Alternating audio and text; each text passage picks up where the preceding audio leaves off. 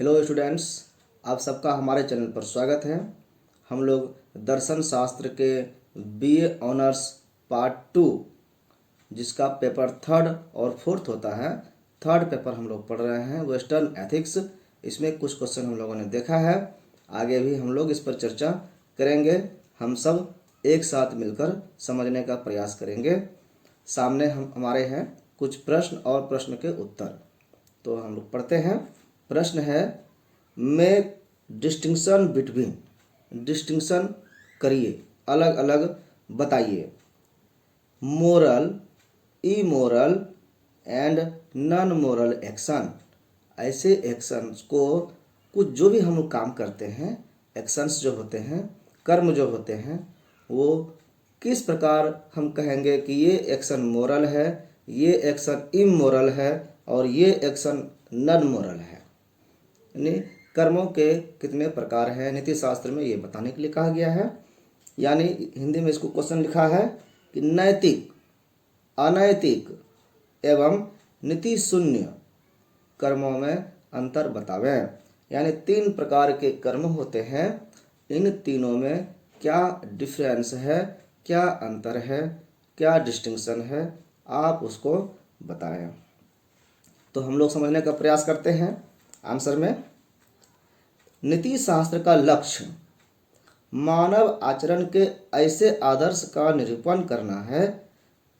मतलब क्या हुआ कि हम जो काम करते हैं, कर्म तो हर एक को करना ही है, हम कर्म से शून्य नहीं हो सकते हैं, बिना कार्य किए हम नहीं रह सकते हैं। अगर हम कहते हैं कि आज हम कोई काम नहीं करना चाहते, आज हम कोई काम नहीं कर रहे हैं, तो ये कहना झूठ है, क्योंकि हम काम नहीं करना अगर कह करके चुपचाप बैठे हैं तो बैठे रहना भी एक कर्म है, सो गए, सोना भी एक क्रिया है। हम क्रिया को कर्म से यहाँ पर संबोधित कर रहे हैं। तो नीति शास्त्र में कहा गया कि हम बिना कर्म के नहीं रह सकते हैं, हम डिसीजन लेते ही हैं और उसके आधार पर हम एक्शन करते हैं। तो नीति शास्त्र में वैसे ही कर्मों के बारे में चर्चा की गई है जो हम स्वेच्छा से करते हैं। स्वैच्छिक कर्म जो होता है हमारा, हम अपने इच्छा से कर्म जो करते हैं। अगर हम कुछ नहीं करना चाहते हैं तो ये भी मेरी इच्छा ही है, इसलिए ये कर्म है। और ये कर्म कैसा है, इस पर हम लोग बात करेंगे। तीनों कर्म किस तरह से अलग अलग है और कौन सा कर्म नैतिक कहलाएगा, कौन सा कर्म अनैतिक कहलाएगा। कई लोग बोलते हैं ये अनैतिक कर्म है, गलत कर्म है, ऐसा नहीं करना चाहिए, तो कैसे ऐसे कह सकते हैं। और कुछ ऐसे भी कर्म होते हैं जिस पर कोई नियम लागू नहीं होता है, नीति शून्य कर्म, उसी पर हम लोग चर्चा करेंगे। तो ये सब जो नियम बनाए गए हैं, नीति शास्त्र का क्या उद्देश्य है, इसका क्या आदर्श है, तो इसका आदर्श है ऐसे आचरण, मानव का ऐसा आचरण, ऐसा व्यवहार का आदर्श प्रस्तुत करना कि हर व्यक्ति उस आदर्श को फॉलो करने का प्रयास करे, उस आदर्श का अनुसरण करने का प्रयास करे कि हमको ऐसा होना चाहिए। हम जो अपना लक्ष्य निर्धारित करते हैं जीवन में, तो वो हमसे ऊपर की ओर होता है, जिसको पाने के लिए हम प्रयास करते हैं। साधारण भाषा में समझें अगर, तो हम अगर बच्चे हैं तो कहते हैं कि पढ़ो, अच्छा से पढ़ोगे तो एग्ज़ाम अच्छा से जाएगा, पढ़ोगे तो परीक्षा में अच्छा मार्क्स आएगा, अच्छा रिजल्ट आएगा। तो वो लक्ष्य जिसको हमको पाना है, जिसको पाने के लिए हम आज मेहनत करते हैं, वो लक्ष्य मिला हुआ नहीं रहता है, वो लक्ष्य हमसे दूर और हमसे ऊपर रहता है, जिसको पाने के लिए हम लगातार प्रयास करते हैं, सतत प्रयास करना पड़ता है लक्ष्य को पाने के लिए। तो वो लक्ष्य पा लिए तो फिर नया लक्ष्य बनाते हैं, उसको पा लिए तो फिर नया लक्ष्य बनाते हैं। तो ये जीवन के लक्ष्य इस तरह से निर्धारित होते हैं। लेकिन नीति शास्त्र कहता है कि इन सबसे ऊपर एक आदर्श ऐसा होना चाहिए जो सबको प्राप्त तो नहीं है, लेकिन प्राप्त करने की इच्छा होनी चाहिए, प्राप्त करना चाहिए, जो हमारे समाज के अनुकूल, हमारे सृष्टि के अनुकूल हो। हर तरह से विचार करके एक आदर्श बनाया गया है, एक स्टैंडर्ड बनाया गया है और उस पर सबको चलने के लिए कहा जाता है। चलने का आदेश दिया जाता है, सबको उस पर चलना चाहिए। और उस स्टैंडर्ड पर जो नियम उस पर निर्धारित किया रहता है, उस नियम पर जो चलता है वो कर्म उचित कहलाते हैं। जो उस पर नहीं चलता है वो अनुचित होते हैं। तो शुभ अशुभ उचित अनुचित ये सब उस स्टैंडर्ड के, उस जो मानक जो दिया गया रहता है उस पर निर्भर करता है। ये हर समाज के लिए अलग अलग हो सकता है। इसकी चर्चा हम लोग पहले वीडियो में कर चुके हैं। तो ये यही कहा गया कि मानव आचरण के ऐसे आदर्श को निरूपण करना है, प्रस्तुत करना है, जिससे मिलान करके किसी कर्म को उस आदर्श से मिलान करके उचित या अनुचित ठहराया जा सके। कोई कर्म आज घटे तो हम उसको उस नियम के आधार पर कह सकें कि नियम के अनुकूल नहीं है। अगर कोई हम मैथ में प्रॉब्लम को सॉल्व करते हैं, कोई मैथमेटिक्स कैलकुलेशन करते हैं, और कैसे करते हैं उसके लिए पहले एक फॉर्मूला रहता है। फॉर्मूला ड्राइव करना ये आदर्श बनाना ही है, और फॉर्मूला को रख दिए। अब जब हम न्यूमेरिकल सॉल्व करते हैं, हिसाब बनाते हैं मैथ में, तो गणित का हिसाब जो है उस फॉर्मूला बेस्ड होता है। फॉर्मूला के आधार पर अगर बनाए तो आंसर मिल गया, मतलब वो सही क्वेश्चन को हम सॉल्व कर लिए, समझ गए, अर्थात वो कर्म उचित कर्म है। और अगर फॉर्मूला के आधार पर हमने नहीं बनाया प्रॉब्लम को, तो वो आंसर हमको जो आना चाहिए वो नहीं मिलेगा, तो आंसर हमारा गलत होगा, तो हमारा कैलकुलेशन गलत होगा, हिसाब हम गलत बनाए, हमको मार्क्स नहीं मिलेगा। इसी तरह से उस आदर्श को जो फॉलो नहीं करेगा वो उसको नंबर नहीं मिलेगा, यानी वो अनुचित कार्य कर रहे हैं, ऐसा कहा जाएगा। तो बस फॉर्मूला ही समझना है इसको, जिससे मिलान करके किसी कर्म को उचित या अनुचित ठहराया जा सके, किंतु सभी प्रकार के कर्मों पर नैतिक निर्णय यानी मोरल जजमेंट नहीं किया जा सकता। अब है कि आप हिसाब बनाते होंगे, क्या हर एक जो प्रॉब्लम होते हैं, हर एक जो क्वेश्चंस होते हैं, क्या वो सॉल्व हो जाते हैं? कुछ सवाल ऐसे होते हैं जो कभी सॉल्व नहीं होते। आप मैथमेटिशियन से जब सवाल करेंगे वो आपको बताएंगे कि ऐसे सवाल होते हैं क्या। बहुत सारे अनसुलझे सवाल हैं जिसका कोई अभी समाधान नहीं हो पाया है। केवल नैतिक कर्मों का ही नैतिक निर्णय किया जा सकता है, यानी जो मोरल एक्शंस है, जिसको नैतिक क्रिया कहते हैं, नैतिक कर्म कहते हैं, उसी पर यह नियम लागू होता है, हर एक प्रकार के कर्म पर नहीं।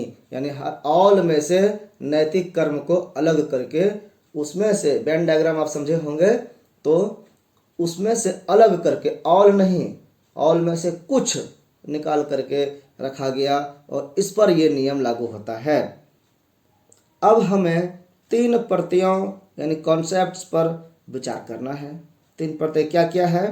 वो 3 प्रत्यय है कि नैतिक यानी मोरल, नीति शून्य यानी नॉन मोरल, और अनैतिक। नैतिक, अनैतिक और नीति शून्य, ये 3 प्रकार के कर्म हैं, इन 3 प्रत्यय हैं, इस पर हम लोग विचार करेंगे।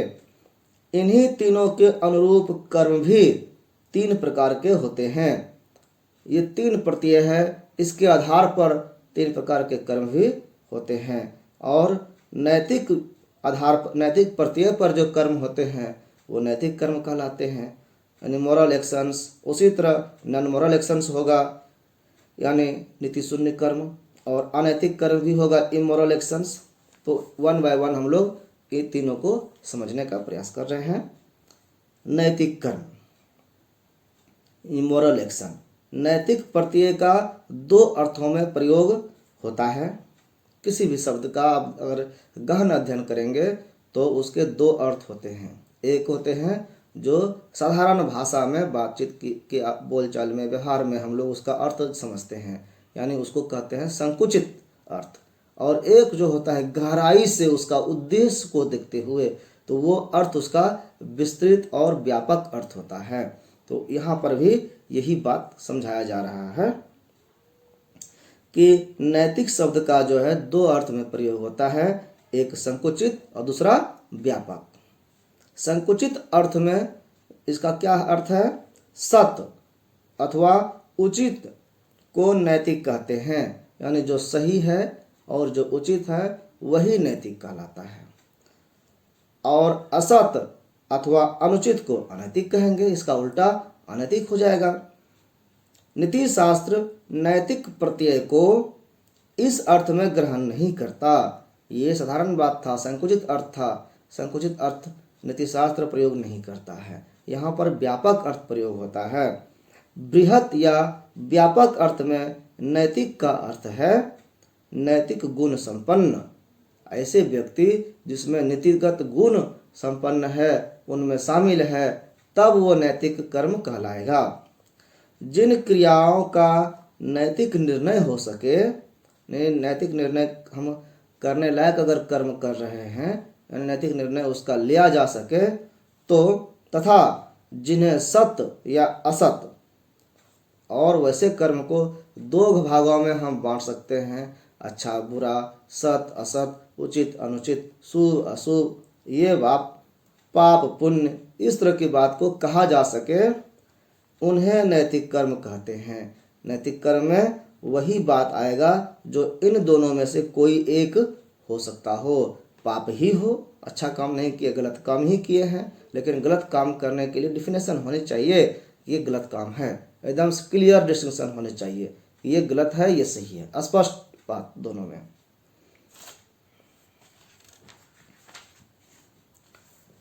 पीबी चटर्जी इन्होंने क्या कहा है? इन्होंने कहा है कि नैतिक शब्द का अर्थ है जिसमें नैतिक गुण, जिस कर्म में नैतिक गुण हो। नैतिक गुण क्या है? वही उचित अनुचित, सत असत, शुभ अशुभ, ये सब नैतिक गुण है प्रस्तुत हो। जिसमें नैतिक गुण प्रस्तुत हो वो नैतिक कहलाता है। अर्थात जो सत अथवा असत, शुभ या अशुभ हो, वही नैतिक है। Doctor J.N. सिन्हा ने क्या कहा? उन्होंने कहा नैतिक का अर्थ है जिसमें नैतिक गुण वर्तमान हो। नैतिक गुण क्या हुआ? वही सत असत। The word moral means, moral का मीनिंग है that in which moral quality. The word moral means that in which moral quality, that is rightness or wrongness is present. अगर rightness और wrongness present है तो वो मोरल कहलाता है। नैतिक कर्म को हम कैसे समझे थे? नैतिक कर्म को समझे थे ऐच्छिक कर्म के रूप में, इसीलिए ऐच्छिक कर्म ही नैतिक कर्म है। नैतिक कर्म को ऐच्छिक कर्म कहा जाता है, वॉलंटरी एक्शन कहा जाता है, यानी स्वेच्छा से, हम अपने इच्छा से उस कर्म को करते हैं। तब वैसा कर्म जो चेतन रूप से इच्छा या चुनाव करके किया जाता है, हम खुद ऑप्शंस चुनते हैं, दो रास्ते हैं, हम खुद डिसाइड करते हैं कि हमको इस रास्ते पर जाना है, हमको इस रास्ते पर जाना है, ये हमारे अपनी डिसीजन होती है। तो ऐसे कर्म को ऐच्छिक कर्म कहते हैं। इन कर्मों के संपादन में व्यक्ति का इच्छा स्वतंत्र रहना आवश्यक है। ये इच्छा स्वतंत्र हो, हम खुद निर्णय कब लेंगे? जब हमारे पास निर्णय लेने के लिए अनुमति हो, कोई हमको रोके नहीं। इन्हें स्वतंत्र रूप से हम निर्णय ले सकते हैं। कब? तभी ले सकते हैं जब हमारे पास इच्छा स्वतंत्र हो, यानी फ्रीडम ऑफ विल हो, हमारे विल को फ्रीडम मिला रहे। जब कोई व्यक्ति दबाव यानी प्रेशर में आकर कर्म करता है, तब उसके कर्म को ऐच्छिक कर्म नहीं कहा जा सकता। ऐसा कर्म नीति शास्त्र में इसका प्रयोग नहीं किया जाता है। ये ऐच्छिक कर्म ही नैतिक कर्म है। इन पर नैतिक निर्णय देना नीति शास्त्र का लक्ष्य है। नीति शास्त्र का लक्ष्य नैतिक निर्णय देना है, नैतिक कर्मों पर ही। ये ऐच्छिक कर्म उचित या अनुचित, शुभ या अशुभ कुछ भी हो सकते हैं। सत्य बोलना शुभ है और चोरी करना अशुभ है। यहाँ सत्य बोलना और चोरी करना दोनों ही ऐच्छिक क्रियाएं हैं, अर्थात नैतिक क्रियाएं हैं।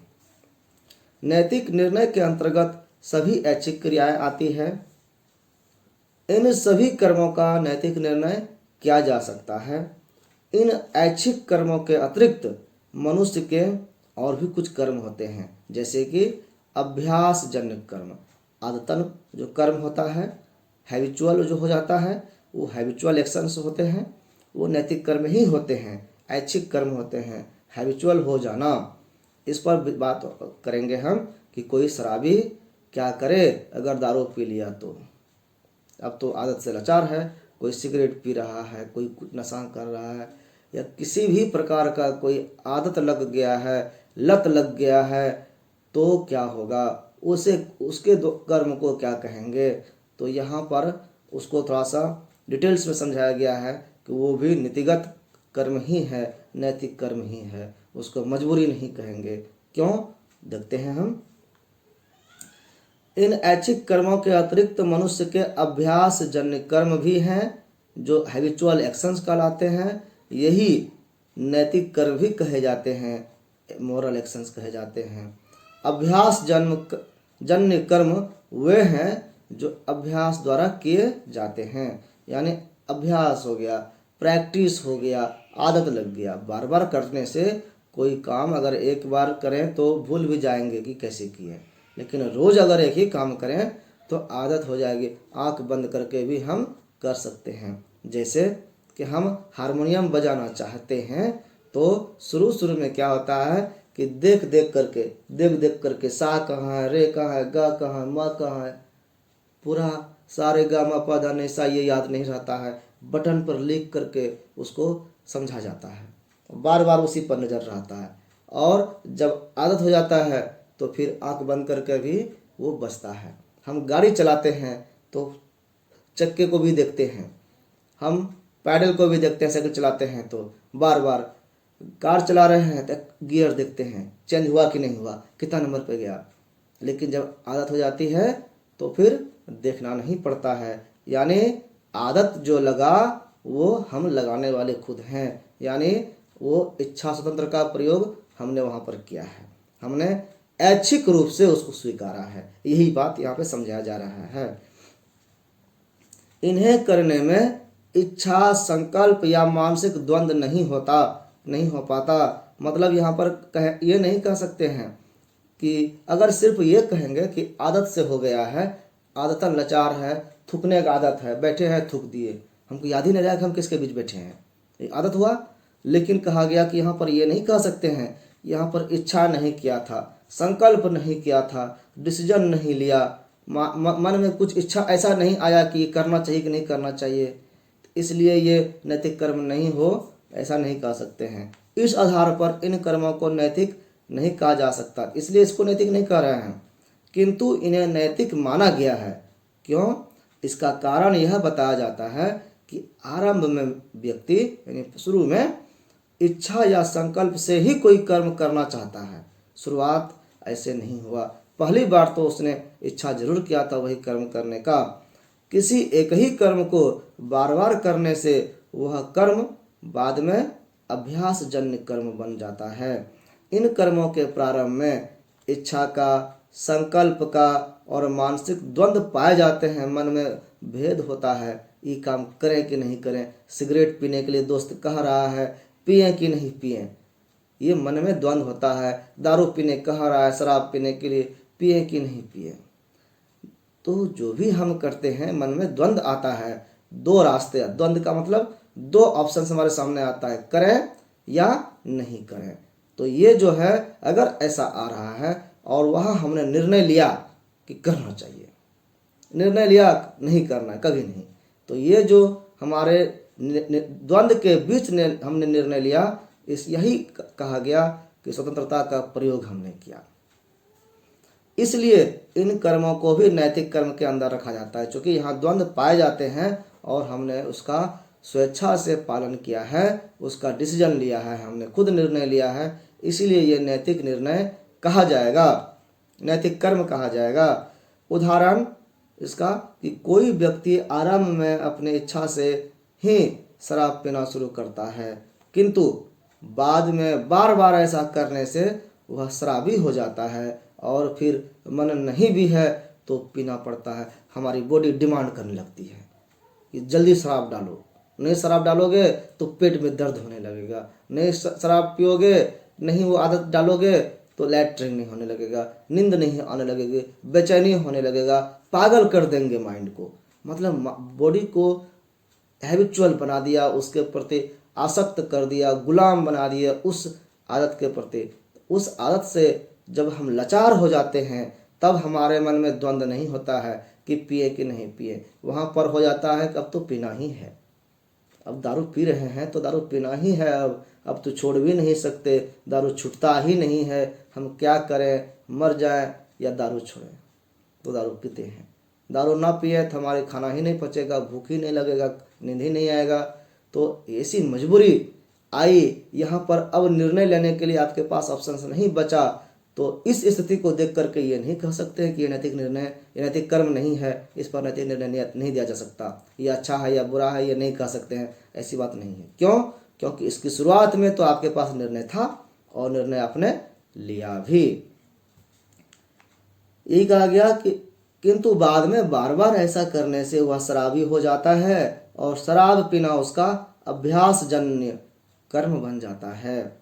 यहाँ उसका यह कर्म यानी शराब पीना नैतिक कर्म के अंतर्गत रखा जा सकता है या रखा जाता है। इस प्रकार नैतिक कर्म के अंतर्गत दो प्रकार के कर्म आते हैं। हमने कर्म को तीन भागों में देखा, एक नैतिक कर्म, दूसरा अनैतिक कर्म, तीसरा नीति शून्य कर्म। अभी समझेंगे उसको भी, लेकिन नैतिक कर्म में ही दो प्रकार के और भी कर्म हो गए। क्या हो गए? नैतिक कर्म को कहेंगे या तो ऐच्छिक कर्म यानी तुरंत शुरुआत हो रहा है, और एक हो गया अभ्यास जन्य कर्म। दो तरह के नैतिक कर्म होते हैं। नैतिक कर्म को वॉलंटरी एक्शंस बोलते हैं और अभ्यास जन्य कर्म को इंग्लिश में हैबिचुअल एक्शंस बोलते हैं। नैतिक कर्म का एक यह महत्वपूर्ण लक्षण है, अब नैतिक कर्म का कुछ और भी कुछ विशेष गुण है, क्वालिटी है, तो ये है कि इसका कर्ता डूअर जो होते हैं DOER सदैव एक विवेक संपन्न व्यक्ति होना चाहिए।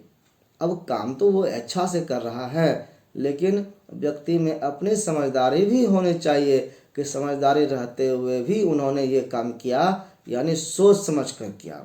तो इसके लिए विवेक शक्ति, बुद्धि होनी चाहिए, बुद्धि में सोचने समझने की शक्ति होनी चाहिए। जो हम लोग ने पहले वीडियो में पढ़ा है कि चार क्या क्या आवश्यक चीज़ है, वो सब चीज़ होने चाहिए उसमें। अविवेकी या पागल के, कोई अविवेकी व्यक्ति है जिसको अपना विवेक नहीं है, अच्छा बुरा का पहचान नहीं है, या पागल है कि ऐच्छिक और उसने कोई इच्छा से, अपने इच्छा से कोई कर्म किया, तो उसके कर्म को ऐच्छिक कर्म नहीं मानेंगे, नैतिक कर्म नहीं मानेंगे और नैतिक निर्णय उस पर नहीं देंगे। यानी उसके लिए वो शुभ अशुभ कर्म नहीं कहलाएंगे, उस पर फैसला नहीं देंगे, उसको पुरस्कार और सजा नहीं देंगे। यानी अविवेकी या पागल के ऐच्छिक और अभ्यास जन्य कर्म नैतिक नहीं कहे जा सकते और इसका निर्णय नहीं हो सकता। ये तो नैतिक कर्म का बात हो गया। अब अनैतिक कर्म क्या है? तो अनैतिक कर्म यानी इमोरल एक्शंस क्या होगा? तो इसका जस्ट उल्टा होगा। क्या है वो? साधारणतः जो कर्म नैतिक दृष्टिकोण से उचित है उसे नैतिक मोरल कहा जाता है, नैतिक कहा जाता है, मोरल कहा जाता है। यह नैतिक का संकुचित अर्थ है। इस नैतिक का विपरीतार्थक शब्द, इसका उल्टा शब्द जो होगा अनैतिक है, यानी इमोरल है। जो कर्म नैतिक दृष्टि से यानी उस स्टैंडर्ड के हिसाब से बुरा हो या अनुचित होता हो या होता है, उसे अनैतिक कर्म यानी इमोरल एक्शंस कहते हैं। नैतिक दृष्टि से जो कर्म, अब नैतिक दृष्टि का मतलब वही अनुशासन समझिए, वही आप मानक समझिए, स्टैंडर्ड समझिए, जो वो नियम कहता है उस समाज का। अगर उसके हिसाब से कोई कर्म निंदनीय है यानी निंदा के योग्य है, वो कह रहा है कि ऐसा कर्म करोगे तो तुम्हारी निंदा करेंगे, तुम्हारी बुराई होगी, तुम्हारी हंसाई होगी, ऐसा कर्म नहीं करो, सब शिकायत करेगा, तो वो वैसे कर्म अगर निंदनीय कर्म है तो वे अनैतिक कर्म कहे जाएंगे और अनैतिक कर्म कहलाते हैं। जैसे कि असत्य भाषण, झूठ बोलना, असत्य नहीं बोलना चाहिए, असत्य बोलोगे तो निंदनीय होगे, तुम्हारी शिकायत कही जाएगी कि ये बंदा झूठ बोलता है, कोई इज्जत नहीं देगा, कोई विश्वास नहीं करेगा। तो ये सब अनैतिक कर्म कहे जाते हैं। क्या क्या? जैसे कि असत्य भाषण, झूठ बोलना, चोरी करना, धोखा देना, गाली देना। गाली तो मुंह पर रहता है आजकल। यानी हम अनैतिक कर्म रेगुलर और थोक भाव में कर रहे हैं इत्यादि। ये सभी अनैतिक कर्म हैं। इन्हें अनैतिक कहा जा सकता है क्योंकि इन पर नैतिक निर्णय लिया जा सकता है, नैतिक निर्णय लेना संभव है। नैतिक निर्णय यानी हम गाली दे रहे हैं, झूठ बोल रहे हैं, सत्य बोल रहे हैं, तो इसकी सजा हमको दी जा सकती है। अब अंतिम पार्ट है नैतिक कर्म हो गया, अनैतिक कर्म हो गया, और तीसरा है नीति शून्य कर्म। नीति शून्य यानी नॉन मोरल एक्शंस। ये क्या है? तो ये कहा गया कि ये दोनों से जो बाहर हो, जो ना नैतिक हो ना अनैतिक हो, तो वैसे कर्म को कहेंगे नीति शून्य। शून्य है उसमें कोई नीति, कोई नियम, कोई कानून लागू नहीं होगा। ऐसे कौन से भाई कर्म हैं हम जान लें। तो नीति शून्य कर्म वे हैं जो नैतिक गुणों जैसे कि शुभ अशुभ, सत्य असत्य, उचित अनुचित, पाप पुण्य, इस सब से रहित है। यानी वो ऐसा कर्म अगर कर दिए तो वो पाप हुआ, पुण्य हुआ, कोई उस पर नहीं आरोप लगाएगा। जैसे कि उदाहरण हम समझते हैं, ऐसे कर देख लेते हैं, इन कर्मों पर नैतिक निर्णय नहीं किया जा सकता। जैसे बच्चे को हम गोद खिला रहे हैं और बच्चा पेशाब कर दे, बच्चे लैट्रिन कर दे, तो क्या गलत हो गया? उसको पाप कहेंगे, पुण्य कहेंगे? कुछ नहीं कहेंगे। ये नीति शून्य कर्म है। बच्चे ने थप्पड़ मार दिया, बच्चे ने ऐसे नोच लिया, ये सब आम बातें हैं। तो बच्चों के द्वारा, पागलों के द्वारा अगर इस तरह की घटनाएं घटी होती है हमारे साथ, तो वैसे कर्म नीति शून्य कर्म कहलाते हैं। हम थोड़ा सा देख लेते हैं इस पर। और एक अलग टाइप का भी कर्म होता है, उसको हम देखते हैं एडवांस लेवल का। पहले पीवी चटर्जी क्या कहते हैं इसको देखते हैं। नीति शून्य का अर्थ है नैतिक गुण से रहित कर्म, यानी नैतिक गुण उसमें नहीं होगा। नैतिक गुण जो है शुभ अशुभ, उचित अनुचित, ये सब उसमें नहीं होंगे। इनसे रहित कर्म है ये, जो नैतिक निर्णय का विषय नहीं है। और इसी कारण चूंकि इसमें नैतिक गुण नहीं है तो नैतिक निर्णय इस पर नहीं लिया जा सकता। वर्ड होगा यहाँ पे, हम इसको पीडीएफ फॉर्म में देंगे तो थोड़ा सा गलती हुआ है। The word non moral means that which is devoid of moral quality.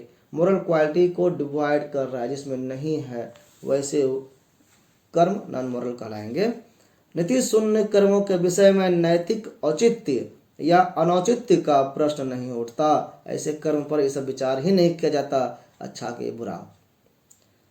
ये कर्म नैतिक मापदंड के विषय नहीं कहे जा सकते। ये नैतिक मापदंड जो है स्टैंडर्ड का विषय ही नहीं है। अगर उसका विषय रहता तो बात की जाती, उसका विषय ही नहीं है तो बात कैसे की जाएगी। हमारे काम का ही बात नहीं हो तो हम क्यों बात करें। उदाहरणार्थ, पागल के कर्म नीति शून्य कर्म है।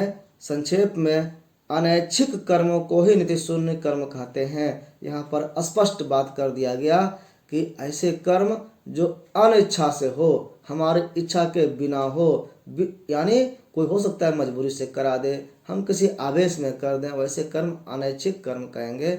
और वो उस पर नीति शून्य कर्म कहलाएगा क्योंकि नैतिक निर्णय नहीं दिया जा सकता। इसका थोड़ा सा एक अपर लेवल हम लोग देखते हैं कि भगवान बुद्ध ने भी कर्म करने की आज्ञा दी है। कैसे कर्म?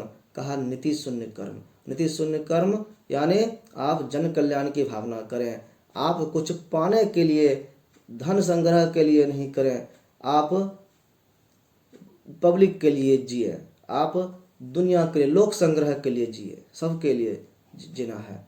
तो ऐसे कर्म जब हमको कुछ नहीं चाहिए, सबको देने का जब विचार आप में हो जाएगा तो उस कर्म का जो है आप पर प्रभाव नहीं पड़ेगा, उसका फल हमको नहीं मिलेगा। तो एक प्रकार का नीति शून्य कर्म ही हुआ। उन्होंने उदाहरण दिया कि भुने हुए चने की तरह बन जाओ। भुना हुआ चना काम में तो आएगा लेकिन अंकुरित नहीं होगा, फल नहीं लगाएगा, वृक्ष नहीं लगाएगा। वृक्ष नहीं, बीज नहीं, अंकुरित नहीं हो तो नया फल कैसे बनेगा, यानी पाप पुण्य का जो फल है हमको वो कर्म फल नहीं मिलेगा, तो हमारा जीवन फिर से ये जो 12 कड़ी बताए हैं उन्होंने उसमें नहीं जाएगा, बंधन में नहीं आएगा, पुनर्जन्म नहीं होगा, बार बार इस चक्र में आना नहीं पड़ेगा, हम मुक्त हो जाएंगे। जीवन मुक्ति का सिद्धांत दिया है भगवान बुद्ध ने।